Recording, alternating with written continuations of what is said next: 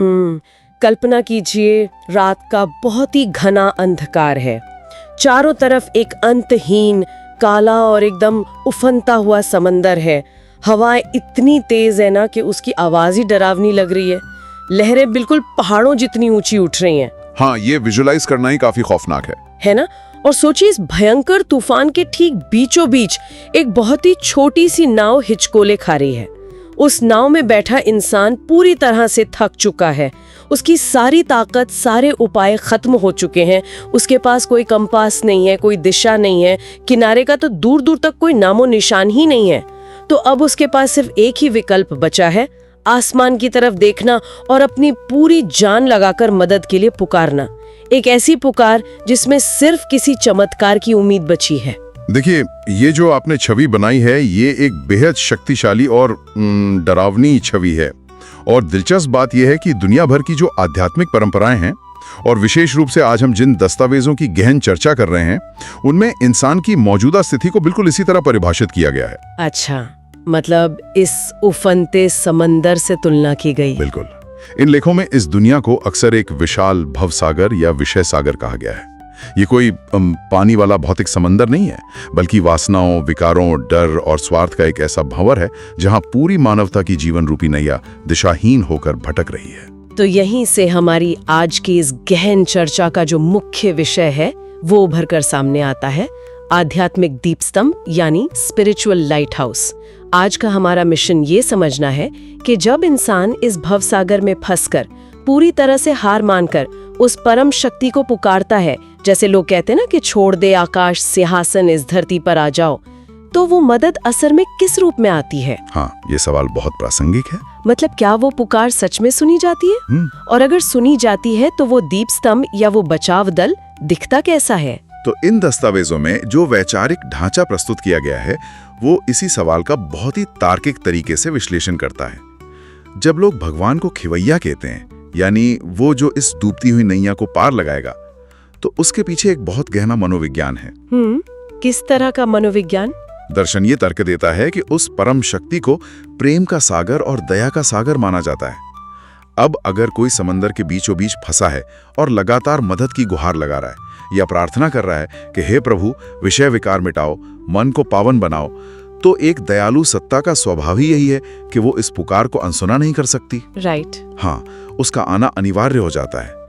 वो इतने निष्ठुर नहीं हो सकते कि बच्चे बुलाएं और वो ना आए। ठीक है, लेकिन रुके, यहाँ ना एक बहुत बड़ा विरोधाभास पैदा होता है। अगर हम उस तूफान और डूबती नाव वाले उदाहरण को फिर से देखें, तो जब कोई इंसान ऐसी स्थिति में मदद के लिए संदेश भेजता है, तो वो क्या उम्मीद कर रहा होता है? वो सोचता है कि अचानक बादलों के बीच से एक बहुत बड़ा, एकदम चमक चमाता हुआ रेस्क्यू हेलीकॉप्टर आएगा। हाँ, ये इंसानी फितरत है। बिल्कुल। मतलब उसमें से तेज सर्च लाइट पड़ेगी, बड़े बड़े सायरन बजेंगे और देवदूत जैसी कोई आकृति उसे पानी से खींच लेगी। ठीक इसी तरह जब इंसान भगवान को पुकारता है, तो उसके दिमाग में एक बहुत ही भव्य और चमत्कारिक छवि होती है। वो सोचता है कि आसमान फटेगा और एक अलौकिक रूप में कोई प्रकट होगा जिसके हाथों में जादू होगा। क्या इन स्रोतों के अनुसार ऐसा कुछ होता है? बिल्कुल नहीं। और ये एक बहुत ही महत्वपूर्ण सवाल खड़ा करता है। यहीं पर यह दर्शन आम धारणाओं को पूरी तरह से पलट कर रख देता है। इन लेखों में विशेष रूप से गीता के कुछ बहुत ही महत्वपूर्ण श्लोकों का संदर्भ देते हुए यह दावा किया गया है कि उस सत्ता का आगमन किसी भव्य, चमत्कारिक या अलौकिक रूप में नहीं होता है। तो फिर कैसे होता है? इसके विपरीत स्रोत बताते हैं कि वो एक साधारण बूढ़े मनुष्य तन में परकाया प्रवेश करते हैं। एक साधारण और बूढ़ा शरीर? वेट, सच में? ये तो सच में पूरी तरह से उस डूबते हुए इंसान की उम्मीदों के विपरीत है। मेरा मतलब है, अगर कोई डूब रहा है और उसे बचाने के लिए एक बूढ़ा इंसान एक छोटी सी लकड़ी की नाव लेकर आ जाए, तो वो तो यही सोचेगा कि भाई ये मेरी क्या ही मदद करेगा। हाँ, कोई भी शायद यही सोचेगा, है ना? अगर परम शक्ति को लोगों को बचाना ही है, तो इतना कमजोर और साधारण माध्यम क्यों चुनना? ये तो लोगों के लिए उन्हें पहचानना और भी मुश्किल बना देगा। सब लोग तो एक चमत्कारिक भगवान की राह देख रहे हैं। यही इस पूरी प्रक्रिया का सबसे गहरा मनोवैज्ञानिक पहलू है। दस्तावेजों के अनुसार ये साधारण माध्यम जानबूझकर चुना जाता है ताकि ये एक तरह के फिल्टर की तरह काम कर सके। अच्छा, फिल्टर मतलब छटनी करने के लिए? जी हाँ। जो लोग सिर्फ बाहरी चमक दमक चमत्कारों या भव्यता की तलाश में हैं, जिन्हें इन लेखों में मूढ़मती या ज्ञानी कहा गया है, वे इस साधारण रूप को देखकर मुंह फेर लेते हैं। वे उस सत्य को पहचान ही नहीं पाते हैं। ओह, तो ये एक टेस्ट की तरह है। बिल्कुल, ये सत्ता केवल उन्हीं को दिखाई देती है जिनकी पुकार सच में गहरी है, जो दिखावे से परे सत्य को खोजने की दृष्टि रखते हैं। इसीलिए कहा गया है कि उन्हें पहचानने वाले कोटों में कोई, यानी लाखों करोड़ों में कोई एक विरला ही होता है। ये तो बहुत ही दिलचस्प फिल्टरिंग मैकेनिज्म है। लेकिन जब हम भारतीय दर्शन और गीता की बात करते हैं तो जाहिर है कि सबसे पहली छवि श्री कृष्ण की ही उभरती है। उनका रूप तो बहुत ही सुंदर, युवा और एकदम लुभावना है। पूरी दुनिया उन्हें जानती है। तो अगर श्री कृष्ण ही वो खिवैया हैं, तो फिर ये बात कैसे सच साबित होती है कि उन्हें पहचानने वाले करोड़ों में कोई एक है? उन्हें तो हर कोई पहचानता है ना। यहाँ पर दस्तावेज देवता और परमात्मा के बीच एक बहुत ही स्पष्ट और सूक्ष्म विभाजन रेखा खींचते हैं। इस दर्शन के अनुसार श्री कृष्ण, श्री राम और यहाँ तक कि ब्रह्मा, विष्णु और शंकर भी देवता की श्रेणी में आते हैं। अच्छा, तो वो परमात्मा नहीं है? आमतौर पर स्रोत बताते हैं कि हम कहते भी हैं ब्रह्मा देवताय नमः, विष्णु देवताय नमः, लेकिन जब बात शिव की आती है तो कहा जाता है शिव परमात्मा नमः, यानी परमात्मा केवल एक है और वो किसी देव का नाम नहीं है। तो अगर वो कोई देव नहीं है तो फिर उनका वास्तविक स्वरूप क्या बताया गया है इन लेखों में? उनका स्वरूप एक निराकार ज्योति बिंदु के रूप में वर्णित है। एक अत्यंत सूक्ष्म प्रकाशमय बिंदु जिसका अपना कोई भौतिक शरीर नहीं है, और उनका निवास स्थान इस भौतिक ब्रह्मांड, मेरा मतलब है सूर्य, चांद और तारों की दुनिया से भी बहुत दूर बताया गया है। अच्छा, तो वो रहते कहाँ हैं? इसे छठा तत्व कहा गया है, जिसे शांति धाम, निर्वाण धाम या मुक्ति धाम के नाम से भी जाना जाता है। ओह, ये तो उस कहावत को स्पष्ट करता है जहां लोग कहते हैं ऊंचा तेरा काम, ऊंचा तेरा काम। मतलब वो एक निराकार ज्योति बिंदु उस छठे तत्व से इस भवसागर में उतरता है, और वो भी एक साधारण बूढ़े मनुष्य के शरीर में। जी बिल्कुल ऐसा ही बताया गया है। लेकिन चलिए अब उस डूबते हुए इंसान की तरफ वापस चलते हैं। मान लीजिए कि वो खेवैया उस बूढ़े शरीर में आ गया। अब वो उस डूबते हुए इंसान को बचाने के लिए कौन सी लाइफ राफ्ट या रस्सी फेंकता है? क्या वो कोई जादुई मंत्र देता है जिससे तूफान एकदम से शांत हो जाए? नहीं, देखिए, तूफान बाहर का नहीं है, इसलिए रस्सी भी बाहर की नहीं हो सकती। वो लाइफ राफ्ट जो फेंकी जाती है वो है ज्ञान, ईश्वरीय ज्ञान। ज्ञान मतलब महज कुछ जानकारी? यहाँ ज्ञान प्रकाश के समान है। दस्तावेज बताते हैं कि परमात्मा उस साधारण मनुष्य के मुख के माध्यम से सृष्टि के कुछ बहुत ही गहरे रहस्यों को उजागर करते हैं। उस साधारण मनुष्य को प्रजापिता ब्रह्मा कहा गया है। तो वो रहस्य क्या है? इसमें मुख्य रूप से 84 जन्मों का चक्र, कल्प वृक्ष का ज्ञान, स्वर्ग और नरक की अवधारणा, पुरुषोत्तम कल्याणकारी संगम युग और सबसे महत्वपूर्ण सहज राजयोग की विधि शामिल है। यहाँ मुझे थोड़ा और समझना है। अगर कोई इंसान समंदर में डूब रहा है, भले ही वो मानसिक या भावनात्मक समंदर हो, डिप्रेशन हो, डर हो या कोई भी विषय विकार हो, तो उसे ये जानना कैसे बचाएगा कि ये 84 जन्मों का चक्र क्या है या कल्प वृक्ष कैसे काम करता है? यह सवाल उठना बहुत लाजमी है। मेरा मतलब है ये सब तो बस थ्योरी या सिद्धांत लगते हैं ना। ये ज्ञान एक लाइफ राफ्ट की तरह असल में काम कैसे करता है? इसके पीछे का मैकेनिज्म क्या है? मैं बस ये विजुअलाइज करने की कोशिश कर रही हूँ। ये एक बहुत ही सटीक सवाल है। इसे ऐसे समझिए, जब इंसान भवसागर में डूब रहा होता है तो वो असल में अपने देह अभिमान के कारण डूब रहा होता है। वो सोचता है कि मैं ये शरीर हूँ, मेरी पहचान मेरी नौकरी, मेरा रुतबा, मेरी दौलत और मेरे रिश्ते हैं। हाँ, हम सब ऐसे ही तो सोचते हैं। और जब इन चीजों पर आंच आती है तो उसे लगता है कि उसकी पूरी दुनिया डूब रही है। डर, क्रोध और लालच जैसी लहरें उसे डुबाने लगती हैं। अब जब उसे 84 जन्मों का या कल्प वृक्ष का ज्ञान मिलता है तो उसे समय और अपने अस्तित्व का एक मैक्रो पर्सपेक्टिव या विशाल दृष्टिकोण मिलता है।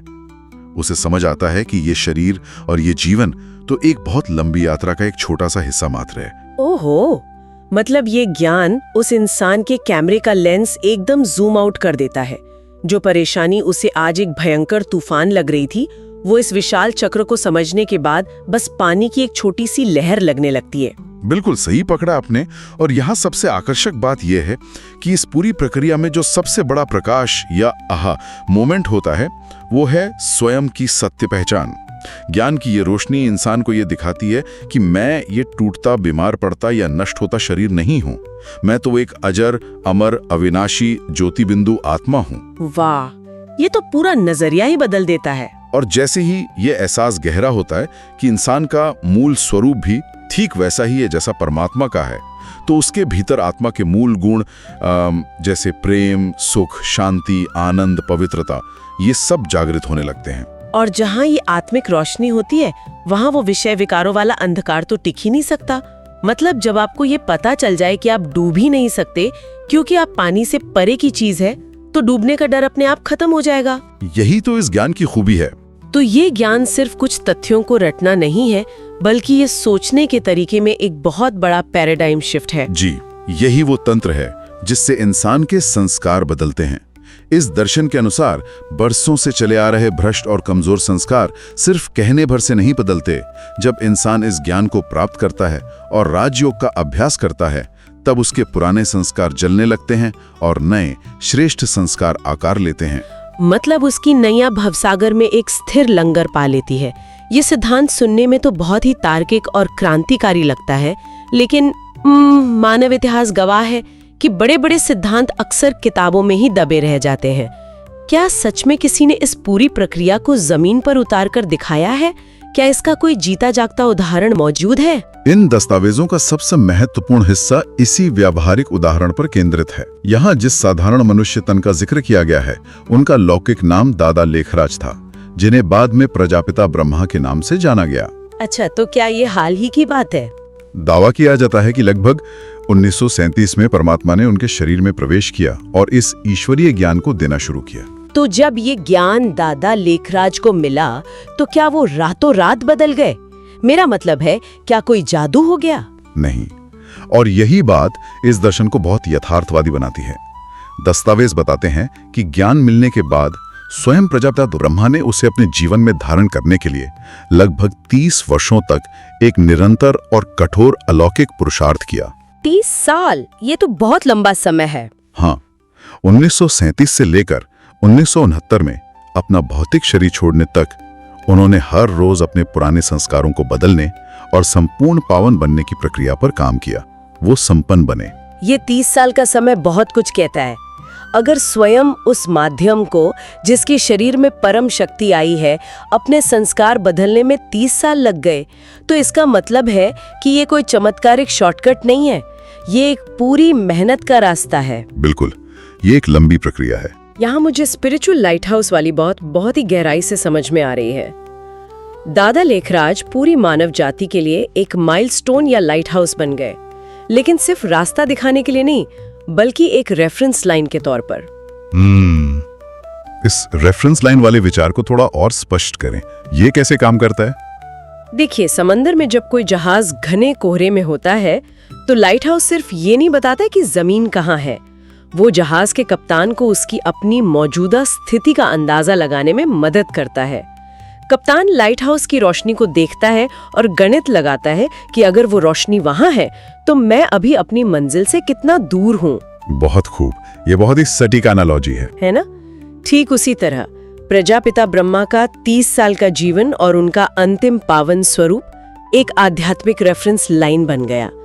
जो भी इंसान, जिन्हें इन लेखों में शायद ब्रह्मावत्स कहा गया है, इस ज्ञान के मार्ग पर चलता है, वो उनके जीवन को देखकर ये नाप सकता है कि उसके खुद के संस्कार अभी कितने बदले हैं, उसे भी अपने अंदर कितनी कमियों को दूर करना है या कितना गैप बाकी है जिसे पिकअप करना है।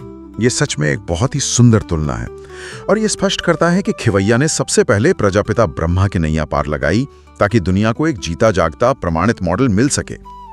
लेकिन इस दर्शन में एक और बहुत ही दिलचस्प मोड़ है जो 1969 के बाद आता है।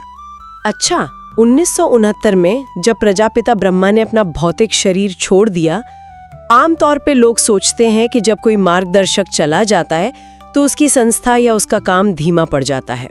लेकिन यहाँ ठीक उल्टा हुआ। लेखों के अनुसार शरीर छोड़ने के बाद उनकी आध्यात्मिक सेवा रुकी नहीं, बल्कि उसने विहंग मार्ग की सेवा का रूप ले लिया। विहंग मार्ग, इसका क्या मतलब हुआ? विहंग का अर्थ होता है पक्षी। जब इंसान जमीन पर चलता है तो उसके सामने पहाड़, नदियां और दीवारें जैसी कई भौतिक बाधाएं होती हैं, लेकिन जब एक पक्षी उड़ता है तो उसके लिए ये बाधाएं कोई मायने नहीं रखती। इसी तरह शरीर की सीमाओं से मुक्त होने के बाद प्रजापिता ब्रह्मा की सेवा अत्यंत तीव्र गति से पूरी दुनिया में फैलने लगी और इसी के परिणाम स्वरूप ब्रह्मा कुमारी संस्था का वैश्विक स्तर पर इतना तेज विकास हुआ। तो ये विहंग मार्ग का कॉन्सेप्ट ये समझाता है कि कैसे एक विचार या आध्यात्मिक ऊर्जा शरीर से आजाद होकर असीमित हो जाती है। जी हाँ। लेकिन अगर हम इस विशाल भवसागर के रूपक पर वापस लौटें तो समंदर के बीचों बीच एक बहुत बड़ा ऑफशोर लाइट हाउस तो है जो प्रजापिता ब्रह्मा है, लेकिन समंदर बहुत विशाल है और तूफान बहुत गहरे हैं। जो लोग किनारों के आसपास डूब रहे हैं उनके लिए सिर्फ एक दूर की रोशनी शायद काफी ना हो। उन्हें सुरक्षित तट तक पहुंचने के लिए किनारे पर भी तो रोशनी चाहिए ना। अगर इसे व्यापक दृष्टिकोण से जोड़कर देखें तो इसी आवश्यकता को पूरा करने के लिए दस्तावेज सी कोस्ट लाइट हाउस या किनारे के दीपस्तंभ की अवधारणा प्रस्तुत करते हैं। अच्छा, तो ये किनारे के दीपस्तंभ कौन है? प्रजापिता ब्रह्मा तो बीच समंदर के मुख्य दीपस्तंभ हो गए, लेकिन किनारे पर जो लाइट हाउस स्थापित हुए वे हैं प्रजापिता ब्रह्म कुमारी ईश्वरीय विश्वविद्यालय और वहां की तपस्वी दादियां। लेखों में विशेष रूप से कुछ दादियों का उल्लेख किया गया है, जैसे दादी जानकी जी, दादी प्रकाशमणि जी, दादी गुलजार जी और दादी चंद्रमणि जी। इसका मतलब है कि इन दादियों ने उस मुख्य लाइट हाउस से ज्ञान की रोशनी ली, उसे अपने जीवन में उतारा और फिर वो किनारे पर खड़ी होकर बाकी डूबते हुए लोगों के लिए मार्गदर्शक बन गईं। उन्होंने उस रेफरेंस लाइन को और भी करीब ला दिया। सत्य कहा। और इस दर्शन की सबसे क्रांतिकारी बात यह है कि यह सिलसिला सिर्फ कुछ चुनिंदा नेताओं या दादियों तक सीमित नहीं रहता। ये ज्ञान को पूरी तरह से डेमोक्रेटाइज यानी लोकतांत्रिक बना देता है। वो कैसे? इसके अनुसार इस दुनिया का कोई भी साधारण इंसान जो इस ज्ञान को सुनता है, समझता है और अपने जीवन में उतारता है, वो अपने आसपास के लोगों के लिए, अपने परिवार या कार्यस्थल के लिए एक मिनी लाइट हाउस बन जाता है। सागर बहुत बड़ा है लेकिन पहचानने वाले लोग बहुत कम होते हैं। दुनिया में परमात्मा को उसी रूप में पहचानने वाले लोग बहुत कम हैं, पर जो पहचानते हैं वो रोशनी बन जाते हैं। ये बहुत ही शक्तिशाली विचार है। मतलब कोई बहुत बड़ा सन्यासी बनने की जरूरत नहीं है। अगर कोई इंसान अपने ऑफिस या घर के तनावपूर्ण माहौल में डर या गुस्से में बहने की बजाय इस ज्ञान का उपयोग करके शांत रहता है तो वो अपने आसपास के अशांत लोगों के लिए एक लंगर बन जाता है। वो एक छोटा दीप स्तंभ बन जाता है जो दूसरों को डूबने से बचाता है। ठीक इसी तरह ये तंत्र काम करता है। ये दर्शन इंसान को शक्तिहीन या लाचार नहीं मानता। भवसागर में इंसान सिर्फ एक पीड़ित नहीं है जिसे किसी चमत्कारिक देवदूत के आने का इंतजार करना है। वो खुद ज्ञान रूपी प्रकाश को धारण करके अपनी पहचान बदलकर अपनी नैया का कप्तान बन सकता है। तो चलिए इस पूरी बौद्धिक और वैचारिक यात्रा को एक सूत्र में पिरोते हैं। हमने एक ऐसे इंसान से शुरुआत की थी जो भव सागर के अंधेरे तूफान में फंसा किसी भव्य बचाव दल की राह देख रहा था। लेकिन इन दस्तावेजों ने हमें दिखाया कि मदद एक साधारण बूढ़े मनुष्य तन के रूप में आती है। वो परमपिता कोई जादुई छड़ी नहीं घुमाता, बल्कि सृष्टि के चक्र और स्वयं की अजर अमर ज्योति बिंदु पहचान का ज्ञान देता है। हाँ, बिल्कुल। यह ज्ञान इंसान के देह अभिमान को तोड़ता है, पुराने संस्कारों को जलाता है और उसे डूबने के डर से आजाद करता है। और फिर प्रजापिता ब्रह्मा और उन तपस्वी दादियों जैसे उदाहरणों के माध्यम से ये साबित करता है कि हर इंसान खुद एक लाइट हाउस बन सकता है। तो इन सब का असल मतलब क्या है? इन सब का असल मतलब यही है कि सिर्फ बाहरी चमत्कारों की प्रतीक्षा करना अज्ञानता है। वास्तविक बचाव तब होता है जब इंसान सत्य ज्ञान को अपनाकर अपने आंतरिक संस्कारों का परिवर्तन करता है। हमें सिर्फ बचाए जाने का इंतजार नहीं करना है, बल्कि अपनी मूल पहचान को समझकर खुद को पावन बनाना है। ये एक बहुत ही गहरी और जिम्मेदारी का एहसास कराने वाली बात है। आज की इस चर्चा को हम यहीं विराम देते हैं, लेकिन जाने से पहले हम अपने सुनने वालों के लिए इस पूरी दार्शनिक यात्रा से निकला एक विचार छोड़कर जाना चाहेंगे। वो क्या है? अगर ये सच है कि इस ज्ञान को जीने वाला हर व्यक्ति एक छोटा लाइट हाउस बन सकता है, तो जरा सोचिए, जाने अनजाने में आप अपने रोजमर्रा के जीवन, अपने व्यवहार और अपने विचारों से अपने आसपास के लोगों के लिए किस तरह की रोशनी फैला रहे हैं। ये आत्मनिरीक्षण के लिए एक बेहद प्रासंगिक सवाल है। क्या वो रोशनी किसी भटके हुए को रास्ता और स्थिरता दिखा रही है, या हम सब अभी भी उस भयंकर तूफान में फंसकर सिर्फ उस बड़े लाइट हाउस को ढूंढने में ही लगे हैं? आज की इस गहन चर्चा में हमारे साथ जुड़ने के लिए बहुत बहुत धन्यवाद। अगली बार फिर मिलेंगे कुछ नए दस्तावेजों और उनकी गहराई में छिपे नए विचारों के साथ। तब तक अपने अंदर की रोशनी जलाए रखिए। ओम शांति। ओम शांति। आशा है कि यह विश्लेषण आपको अच्छे लग रहे होंगे। अगर आपके सुझाव हुए तो ज़रूर हमें बताइए। ओम शांति।